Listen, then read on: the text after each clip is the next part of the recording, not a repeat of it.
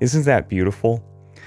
Well, this left-hand pattern is called the reverse Wonderwave pattern. And it goes well on many melodies. And so Unchained Melody, it just fits so perfectly like a puzzle piece. I wanted to show it to you. So look, this is the Wonderwave pattern. For those of you who don't know, I talk about this left-hand pattern a lot. That's the Wonderwave.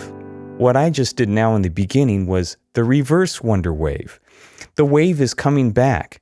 The tide comes out and then it goes back in. So this is kind of like what I'm doing here with my left hand. A subtle difference in sound, but you're moving your hand differently, and it's kind of refreshing because the same old pattern, after a while, any pattern really, gets boring. We want to change it up. So this pattern utilizes playing the root note of the chord, which first of all is G major for the first chord in Unchained Melody. And look, I'm using finger number 2 as a pivot point to reach the 3rd degree of the G major scale, which is B. So I'm playing the root, the 5th degree, and then reaching up with my thumb to hit the 3rd degree. So that's our major 3rd. Now, finger number 2 in the rest of my hand is coming up to play A, the 2nd degree of the G major scale, back to the 1st degree, then the 3rd degree, then the 5th degree, then the 3rd degree. And this is what it sounds like together.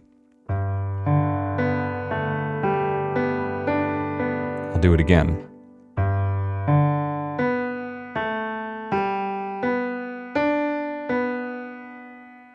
So we're getting the whole chord. We got a nice span right off the bat, which is the pivot. So we're getting the major quality of B.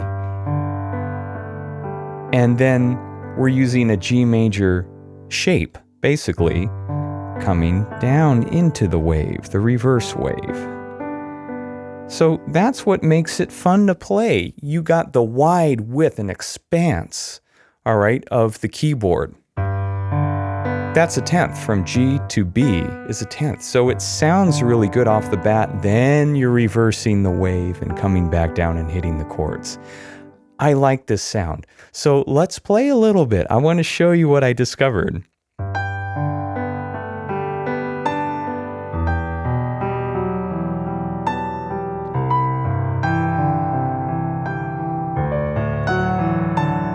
You see the expanse of the 10th?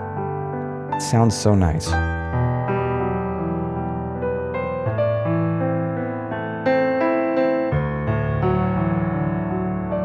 Again.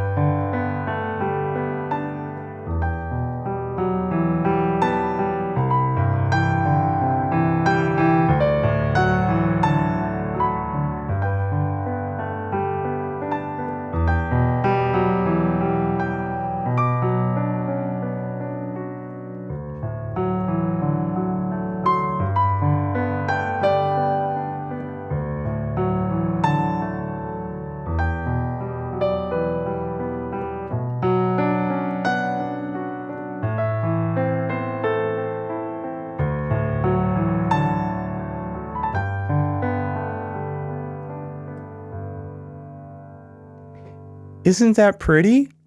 Just take notice, the expanse, the range, because it's the pivot point. You're getting a wide span of tone here. So that's all that is. So you're probably wondering, like, Michael, what do I do if I'm not in G major, if it's minor? The same principle applies here. So the degrees of the scales. So we want to make sure it's doing right. So what we have to do is this.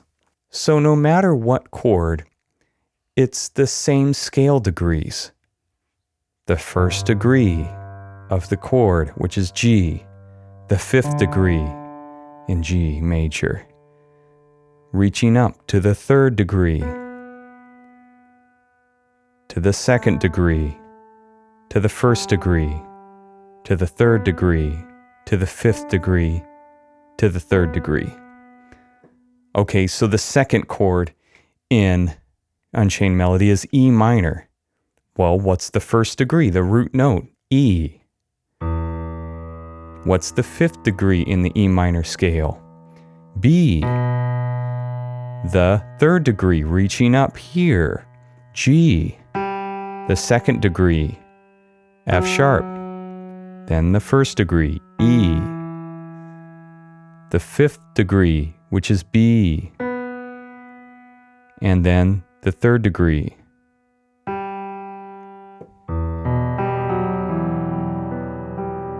So it's the same for every chord change, and that's why patterns are cool. They stay the same. You're taking out all the mental work of trying to figure out something new every bar. No, it's the same for every chord change. So follow that rule and just same scale degrees for each chord and scale.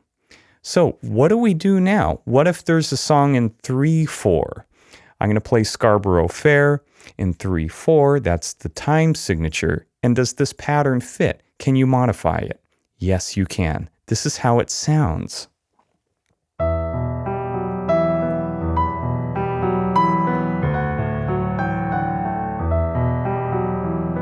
So what am I doing here to modify it?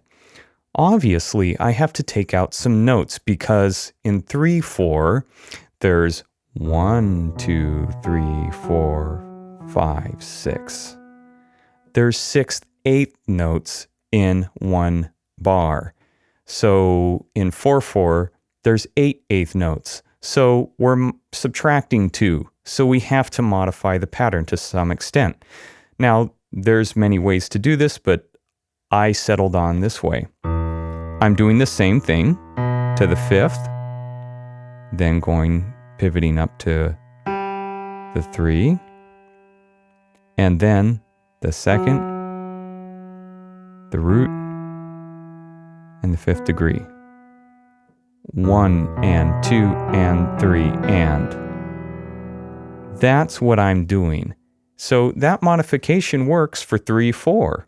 And you, once again, do the same scale degree for every chord change. So it ends up sounding like this.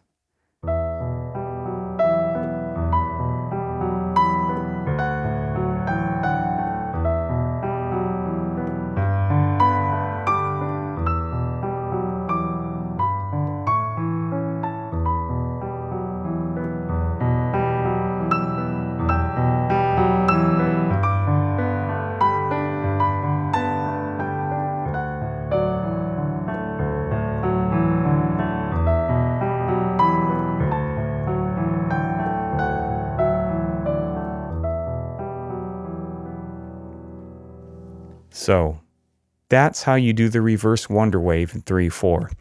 Experiment with doing it on certain songs. It may work on certain melodies better than others, but you could modify it to your taste and have fun using this new awesome pattern.